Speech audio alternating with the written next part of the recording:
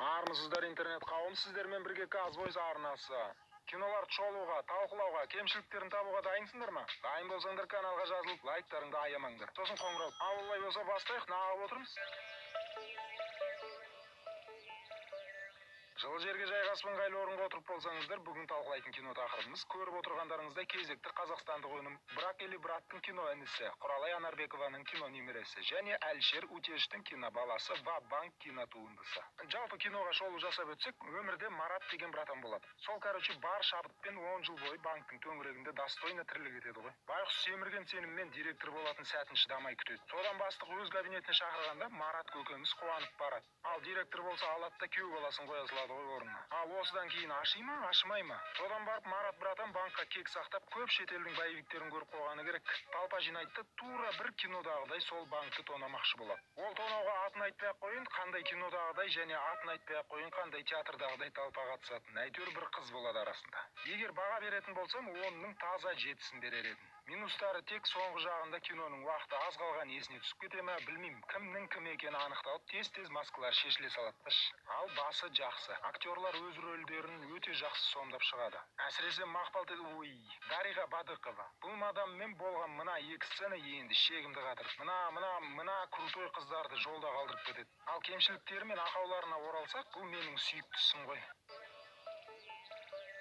Бір жақсы жері бұл кинода кемшіліктер бір сценада оптым жасалып құтылып кетеді екен. Мысалы, мына жерде Сико екі фотоны айқастырып бір мәрте сызады. Одан екеуі сөйлеседі. Сөйлеседі және стоп. Енді бағанағы сызғанмен салыстырыңдаршы. Екінші суретте үстінен тағы бастырылып сызылғанын байқаймыз.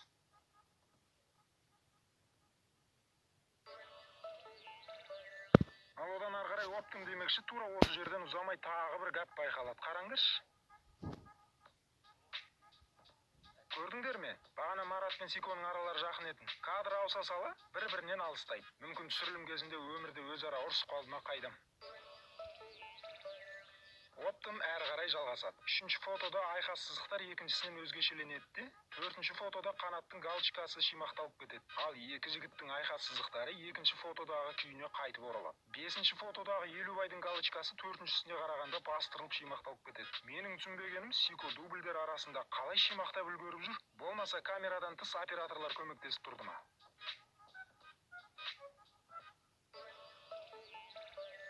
Келесі кемшілік антоним деп аталады. Мынаны қараңдар. Сико мен қанат мына соқыр атадан қашып кеткеніне 1 жыл болған шығар. Бірақ келесі кадрда 5-6 метрден тырқыратып қуып келеді. Ескере кетсек, ол соқыр кісі. Ал керісінше мына жерде талпа шыңғырып отырса да, ендігі жетіп келетін уақытта тормозы ұстап, жай ғана мылтықпен атып ойнап жүр. Соқыр екен есіне түскен шығар. Ақырғы кемшілік телепортация деп аталады. Көреміз.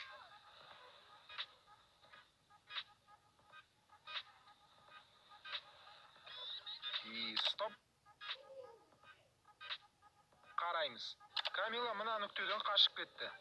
Камераның ракурсы ауса салып, сол нүктеге лезде оралып, қайтадан қашып бара жатыр. Досы үшін отқа түсетін не деген достық ол қызда? Базар жоқ. Осымен бүгінге болды. Лайкты көп басамыз, дейізді шамамыз келгенше байқамаймыз. Каналға жазыламыз. Келесі талдайтын киноны және меннен кемшілік тапқан болсаңдар, комментке жазыңдар. Болданды. Мен кемшілікті кинодан іздегенмен, ал сендер менікін тауып түзеп тұрсаңдар ренжімеймін.